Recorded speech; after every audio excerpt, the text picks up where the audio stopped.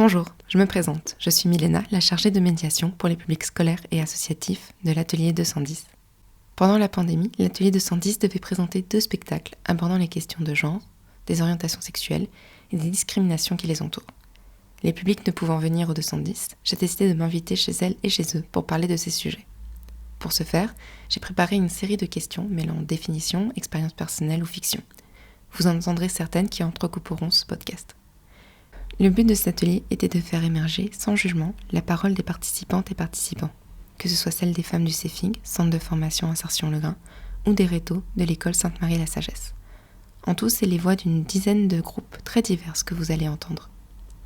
Je tiens à remercier particulièrement les professeurs et coordinateurs qui m'ont invité chez elles et chez eux.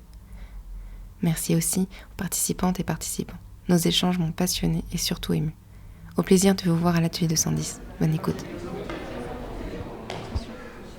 C'est bon pour toi ?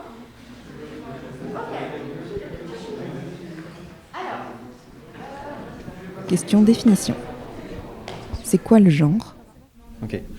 Donc je parle pas d'une définition personnelle ou quoi, mais juste, on a vu en cours que, par exemple, dans la Rome antique, le mot genre même n'existait pas, et que le fait de genrer réellement avec le non-genre, le nom commun genre, n'est apparu que dans les années 70. En fait, je pense qu'il n'y avait pas de notion de genre parce que quand la personne avait un vagin, c'était une femme. Il n'y avait pas de discussion autour. C'était une femme, c'était rien d'autre.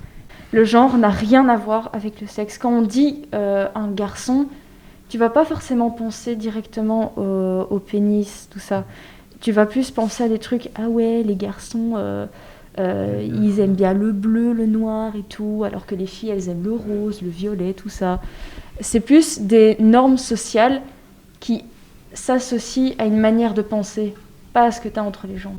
Mais en fait, c'est aussi que dans notre société, il me semble, si tu n'es pas homme ou femme, notre société est énormément hiérarchisée par rapport à ça. Si tu n'es ni homme ni femme, tu fais comment pour aller aux toilettes publiques, par exemple ?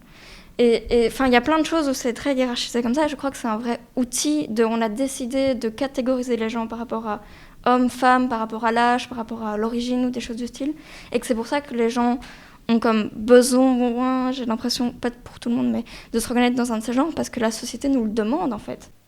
C'est quoi être cisgenre ? C'est quoi être transgenre ? Donc cisgenre, c'est quand ton genre correspond à celui qu'on t'a assigné à la naissance et qui est par rapport à ton sexe, quoi. Enfin, du coup, transgenre, c'est quand tu changes de genre, quand t'as pas le même genre que celui qu'on t'a assigné à la naissance, quoi. Question fiction. Demain, vous vous réveillez dans le corps d'une personne qui ne correspond pas à votre genre. À votre avis, quel est votre journée type ? Moi, je vais être choqué quand je vais voir mon sexe. Quand je vais voir mon sexe, je vais être choqué. J'aurai un comportement d'homme, me comporter avec une femme comme les hommes se comportent avec une femme. Je sais pas si vous voyez ce que je veux dire. Je veux dire, voir en fait ça fait quoi de draguer une femme en étant un homme, donc essayer ce genre de choses. Aujourd'hui, en tant que femme, je pourrais avoir peur des agressions, même de se faire siffler, ou c'est déjà une agression, ça. Si moi je suis un homme, je vais faire beaucoup de bêtises. Vas-y. En fait, quand je dis bêtises, c'est déjà, il y a des hommes qui ont 2 ou 3 femmes, vous voyez. Donc je me dis, imagine-toi un garçon qui a 2 ou 3 filles. La puissance, en fait, je me pose la question, comment je serais, tout ça, voilà. Et il y a aussi les autres. Moi, ça me choquerait pas, hein. Franchement, je me vois bien en homme, j'adore être un homme et en femme aussi. Je trouve que je serais encore mieux en femme. Moi, en tant qu'homme, si là maintenant j'étais dans une relation, ce que je ferais, c'est que je donnerais tout mon amour à cette femme. Je vais essayer de la mettre en confiance et aussi de lui montrer que je ne suis pas comme tous les autres hommes qui veulent juste jouer avec elle Et voilà, je veux qu'elle ressente qu'elle peut être en sécurité avec moi. Vous voyez, quand on dit par exemple une fille a plus d'affection de son père, par exemple fille à papa ou des trucs du genre, cette journée-là, j'aurais bien aimé voir c'est quoi la différence qu'un père peut donner son affection à une fille qu'à un garçon. Question expérience personnelle. Est-ce qu'il y a des endroits où vous ne vous sentez pas à votre place à cause de votre genre ? Non. Genre, dans ma vie, j'ai jamais ressenti ce sentiment, donc non. Je pense pas que je vais faire une liste parce que ça peut être long, mais on va dire dans les endroits publics et surtout dans la rue. Moi, je n'ai jamais eu ça. Moi, oui. Parfois dans la rue, surtout près de la gare, il y a une ruelle. Ouais, près de la gare du Nord, il y a une ruelle où il y a souvent des messieurs. Et quand je passe là, je mets ma musique à fond et je marche super vite parce que je me sens pas à l'aise. Et souvent, ils sont en groupe, en troupeau, et ils me regardent passer et j'aime pas ça. Du coup, je me sens mal.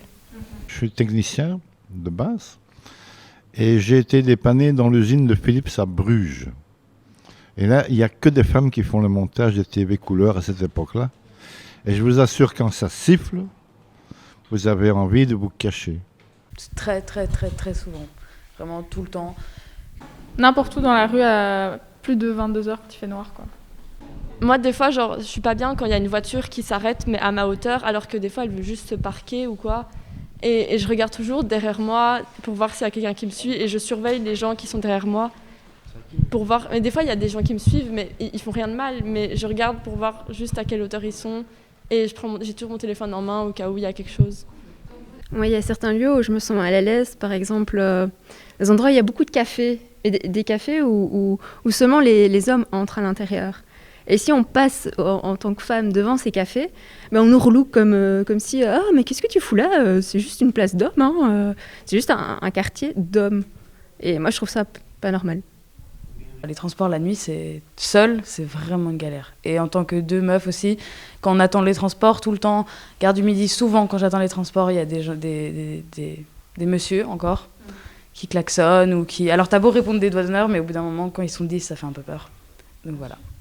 Alors oui, moi ça m'est aussi évidemment arrivé dans des circonstances assez similaires. Alors un peu moins maintenant parce que j'imagine que la différence d'âge ça joue aussi, même si ça m'arrive encore. Mais du coup ça s'est un petit peu déplacé parce que moi j'ai 2 filles et du coup je le vis un petit peu de l'autre côté. Et c'est vrai que parfois ça m'énerve parce que je me dis je devrais pas lui dire... être dans cette espèce d'envie de protéger parce que ça lui fait porter un petit peu la responsabilité de devoir faire attention quand elle rentre, avec qui, à quelle heure, machin. Et j'aime pas de savoir, par exemple, qu'elle rentre toute seule ou des trucs comme ça. Mais en même temps, quand on est maman, ça passe au-dessus, quoi. Et donc, et donc devoir être... c'est vraiment déplacé, en fait. Je suis moins inquiète pour moi parce qu'en fait, je me dis, je sais pas, peut-être naïvement, je me dis que je serais capable de me défendre. Ce qui n'est pas forcément vrai, hein, c'est naïf, mais voilà, ça s'est un peu déplacé aussi. Je vais raconter une petite histoire. C'est ce qui me touche le plus. Et moi, j'habitais 3e étage et en bas, il y avait un petit magasin sort de tous les commerces. Et le monsieur, il a cru avoir les droits à s'approcher, à m'embrasser, et sans aucun respect. Juste pourquoi? Parce que moi j'étais femme, ou parce que moi j'étais femme latina, on va dire, oh, les latinos ils sont plus accessibles. Moi ça m'est jamais arrivé. Non, jamais. Du coup, pour moi non plus, ça m'est jamais arrivé. Mais je trouve ça triste en fait, que ça se passe autant. Et du coup, je me dis, j'ai de la chance d'être un homme parce que ça m'arrive pas et je vis pas ce que vivent toutes les femmes. Voilà. Mais moi, personnellement, j'ai pas peur de me faire violer. J'ai juste peur qu'on m'insulte. Parce que c'est déjà arrivé que si tu réponds pas ou si tu nies, on t'insulte directement. Mais même une petite insulte, ça fait toujours peur. Bon, moins qu'un viol, mais moi, j'ai pas peur qu'on me viole à 22h. J'ai peur qu'on m'insulte ou qu'on me tape. J'ai pas la même gêne, en fait, qui m'arrive de temps en temps. Parce que justement, comme on a vu, toutes les filles et femmes ici sont concernées. Et moi, parfois, quand tu marches tout seul et tu es derrière une fille ou une femme, parfois, moi, je me sens gêné, justement, d'être là derrière elle, me dire, peut-être, là, elles se sentent inconfortables juste parce qu'on est tout seul dans une rue. Et tu es là, tu dois t'arrêter, tu ralentis. Ou alors, parfois, tu es dans le bus ou dans le métro, tu es tout seul. Ou alors, aussi, quand tu vois quelqu'un, un autre homme, alors là, qui fait ce genre de choses, alors là, c'est même plus de la honte que moi je ressens. Parce que j'ai honte un peu de ce que les hommes peuvent faire. Et ça m'arrive souvent quand même d'être gêné par rapport à ça. Je pense pas connaître une seule fille ou jeune fille ou femme ou quoi qui se sente à l'aise de rentrer seule la nuit ou même avec une amie ou quoi la nuit. Je pense qu'avant, je veux dire par exemple dans les années 90, je pense que quand on voyait quelqu'un dans la rue, tout bête, on se disait bonjour et je pense qu'on avait moins peur de connaître une personne qu'on connaissait pas en fait. Moi, je pense pas qu'on ait peur comme ça sans raison, parce que on voit beaucoup. Je prends encore l'exemple des hommes, mais ça peut être inversement. Mais ce que je vois le plus souvent, en tout cas, c'est quand un homme il vient, une fille en train de se balader, il vient, ou alors mademoiselle, il vient, il lui parle mal et il commence à lui faire, il la scrute comme ça, il la regarde, ou alors.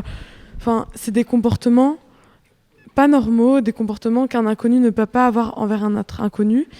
Et oui, c'est peut-être pour ça que, par exemple, une fille, si elle va avoir un gars dans la rue à 22h et derrière elle va peut-être se poser la question, est-ce qu'il est en train de me suivre ? Mais c'est normal de se poser cette question parce que de plus en plus, qu'est-ce qu'on est en train de voir ? On est en train de voir des gars qui, comme ça, ou alors ils sifflent, ou alors ils viennent, ils nous parlent mal. Parfois même, ils peuvent nous attaquer, veulent forcer pour le numéro. C'est parce qu'on le voit, c'est parce qu'on le vit, qu'on essaye d'être plus prudente. Mais c'est pas parce qu'on a peur des gens en général, c'est parce qu'on voit les autres, qu'est-ce qu'ils vivent, on a peut-être nos propres expériences. Et donc, on essaie de se construire une petite coquille pour ne pas être en danger, quoi. Question philosophie. À votre avis, qu'est-ce que le consentement ? Je crois que dans les deux sens, on se force à se croire consentant. Autant les hommes ont l'impression de devoir tout le temps avoir du désir sexuel. On leur explique qu'ils sont censés être bêtes de sexe, avoir tout le temps envie que c'est normal et qu'ils sont censés pas pouvoir se contenir, alors que c'est faux, je pense. Autant je crois que les femmes nous apprennent nous-mêmes à se dire « Oh, je dois faire un effort pour mon partenaire ». Tout ça. Même dans le terme de devoir conjugal, il y a quand même le terme de devoir, alors que il me semble que ça ne devrait pas être du tout une obligation de coucher avec quelqu'un. Je sais qu'en tant que femme, en tout cas moi, parfois on peut se dire il faut que je dise oui quand même pour lui plaire, parce que j'ai peur qu'il se lasse ou des choses du style. Je sais pas si... Mais donc moi c'était pour revenir par rapport au consentement, et que c'est pas vraiment un truc hyper facile aussi parfois. Je pense c'est une peur un peu comme ça de faire un geste déplacé sans le savoir, tu vois, sans en être au courant, parce que des fois c'est pas explicite, tu vois, et je pense que ça c'est une pression aussi, et je sais que ça peut être hyper mal vu, tu vois, mais des fois même ça paraît bizarre ce que je vais dire, hein, mais des fois ça peut ne pas partir, tu vois, vraiment d'un truc bizarre ou quoi, mais ça peut être hyper mal perçu et tu t'en rends pas compte, tu vois. Et après quand on te l'explique, évidemment tu vas te dire ah oui ok, enfin voilà, tu vois, je comprends, etc.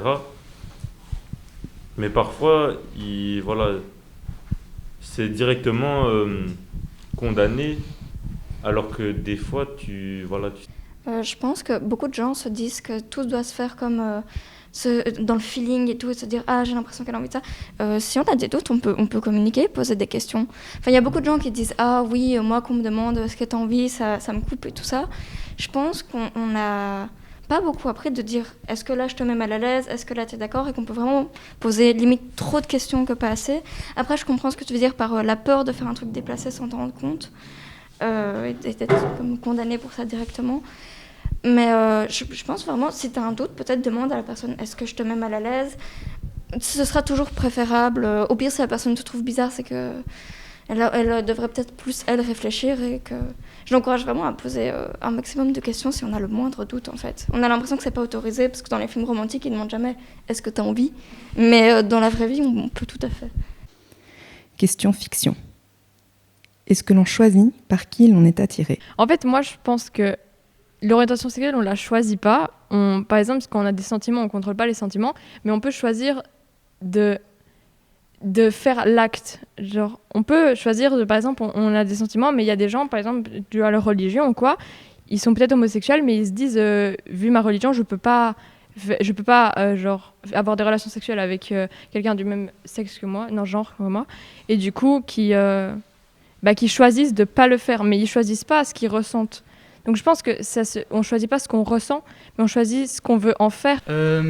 En fait, je crois que je vais répondre à la question maintenant, parce que je me souviens, j'avais vu un Tchétchène, il était passé sur Combini, et il a fui la Tchétchénie parce qu'en Tchétchénie, il y a des prisons pour gays et tout, parce qu'il était gay.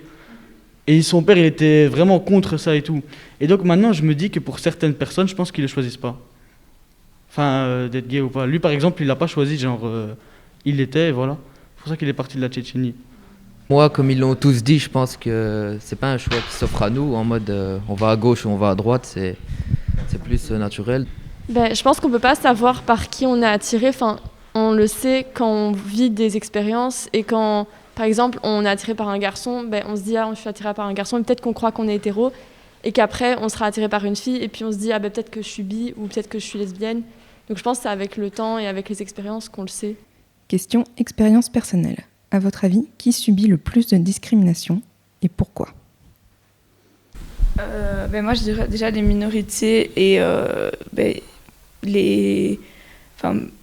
les communautés ou les gens oppressés je pense qu'on a tous en tête, donc que ce soit des femmes, des LGBT, des noirs, je pense que c'est ces personnes-là qui subissent le plus de discrimination et surtout quand elles remplissent toutes les cases, entre guillemets. Et voilà, c'est tout. Ça dépend d'où tu viens et quels sont les standards d'où tu viens. Ouais, je pense que pendant longtemps ça a été, il faut être un homme et blanc, et les femmes et les noirs et les homosexuels c'est pas bien vu, et donc je pense que ça reste beaucoup dans la société. Moi je dirais une femme, noire, juif. Il y a aussi les femmes voilées. Les femmes en général. Peut-être à moindre échelle, mais les hommes efféminés, souvent, ils sont discriminés aussi. Moi, je pense en général avec la religion. Je pense que les personnes, en général, ils subissent des discriminations sur la religion. Un homme musulman autant qu'une femme musulmane. Je pense qu'une femme musulmane, elle subit plus. Moi aussi, je suis d'accord. Je crois qu'une femme musulmane, elle subit plus. Il y a plus d'histoires comme quoi on leur arrachait le foulard, on leur crachait dessus, des trucs comme ça. Moi, je pense qu'en général, c'est quand même les femmes qui sont plus discriminées que les hommes. Hein. Pour moi, ce sont les personnes qui sont à l'intersection de tout ça, en fait, tout ce que vous avez listé. Donc, c'est pas facile d'être une personne racisée, c'est pas facile d'être homosexuel, c'est pas facile d'être pauvre, c'est pas facile d'être handicapé, c'est pas facile de pas être blanc. Mais du coup, en fait, c'est super dur d'être à la fois arabe, lesbienne et transgenre, dès qu'on combine plusieurs identités, en fait. Question définition. Qu'est-ce que discriminer? Moi, j'avais ma propre définition du racisme et c'était que on met un groupe de personnes dans le même paquet, un événement d'une personne qui a mis qui a mis une communauté en entière dans le même paquet, quoi. Par exemple, le fait qu'on dise, qu'un terroriste dise Allah Akbar, alors qu'en fait rien à voir, et c'est juste, il dit ça pour le plaisir, j'ai l'impression, et que maintenant tout le monde, la plupart des personnes vont dire j'ai entendu Allah Akbar, c'était un musulman. Et du coup, ce qui va faire que tout le monde aura la même idée du même groupe de personnes. En tant que noir, j'ai déjà subi beaucoup de discrimination, que ce soit dans la famille, parce que vu que je suis très noir de peau, il y a un problème avec le colorisme dans certaines familles africaines et du coup ils le prennent mal, comme si j'étais noir, j'étais sale, tout ça. J'ai 60 ans. Quand j'ai voulu faire cette formation, je suis maintenant présente. Ils m'ont dit, ouais, t'as pas l'âge, t'es trop grande. Il y aura des jeunes. Je dis les mots qu'ils m'ont dit.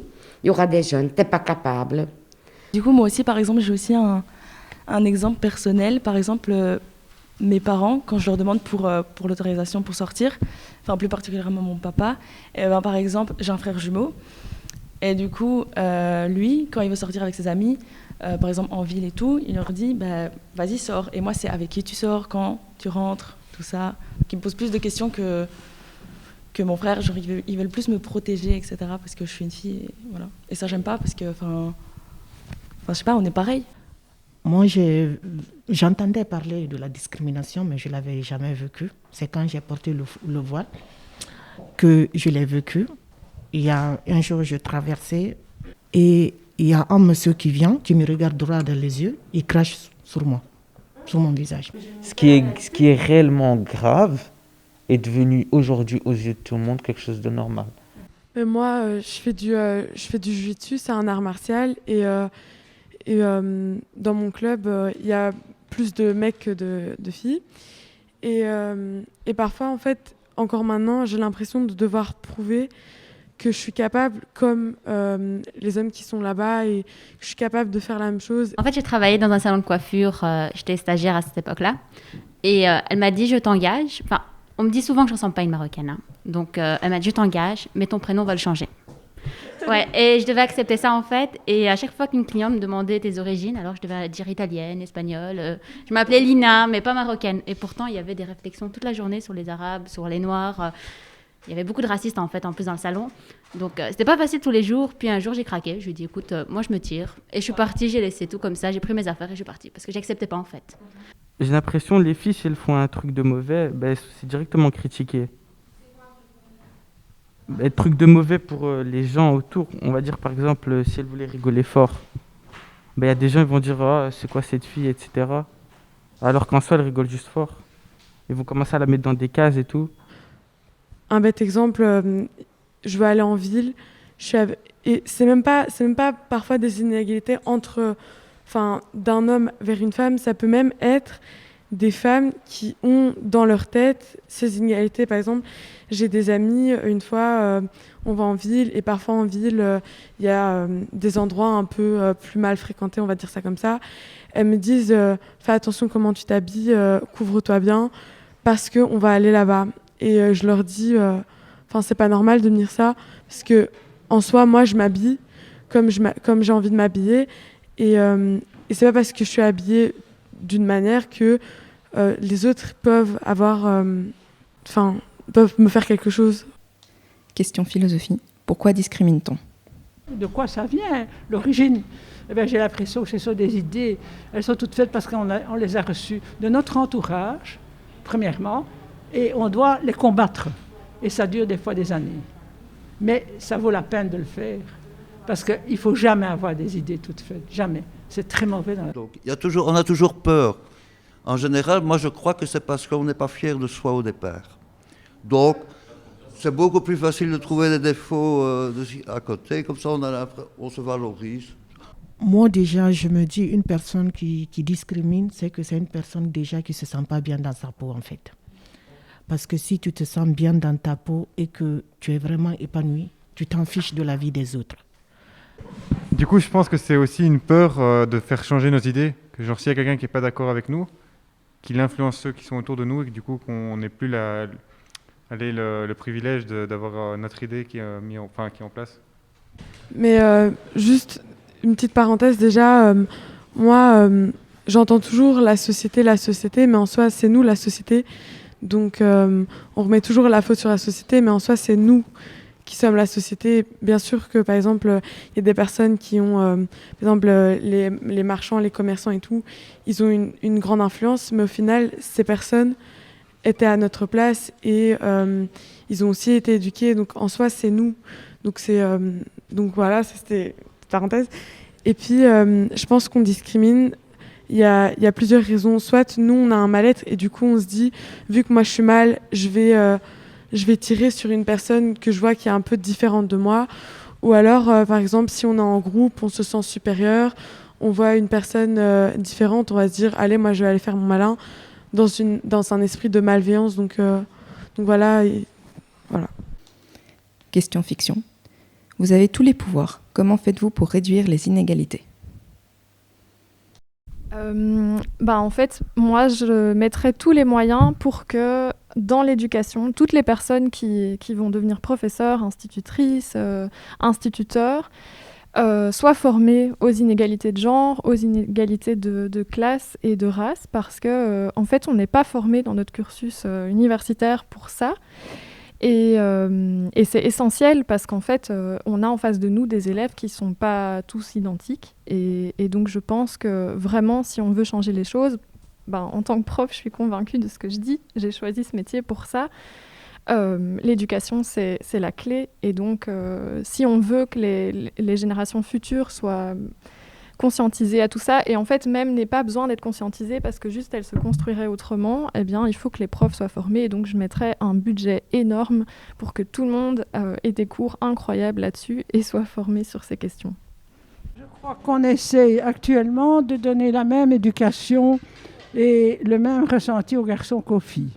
Ce n'est pas une évidence, car le garçon et l'homme a toujours été du sexe fort, comme on dit, alors que la femme, pourtant, et la féminité, elle est plus résistante, comme on a dit là tout à l'heure. Voilà. Donc je crois quand même qu'on fait un effort de ce côté-là actuellement. On essaie d'élever les garçons de la même façon. Donc on essaie de les faire participer aux tâches féminines, autant que les femmes sachent participer aux tâches qui sont aussi masculines. On partage les tâches. Et je crois que c'est en fait beaucoup mieux que dans le temps. C'est un progrès. Genre changer dans les représentations, faire plus, genre montrer tout le monde dans les médias, dans les livres, genre partout, pour que ça devienne normal que les gens sont différents et qu'ils sont égaux. Moi, si je me base sur ma carte aussi, c'était de se réveiller dans le corps d'une personne qui ne correspond pas à votre genre. Donc j'élargirais ça à l'ethnie, à la croyance religieuse, pour que les gens se rendent compte de ce qu'ils méprisent et de ce que ces personnes-là vivent au quotidien. Et ce que je voulais rajouter, quand on souhaite le bonheur, quand on veut le bonheur dans sa vie, il faut souhaiter le bonheur aussi chez les autres.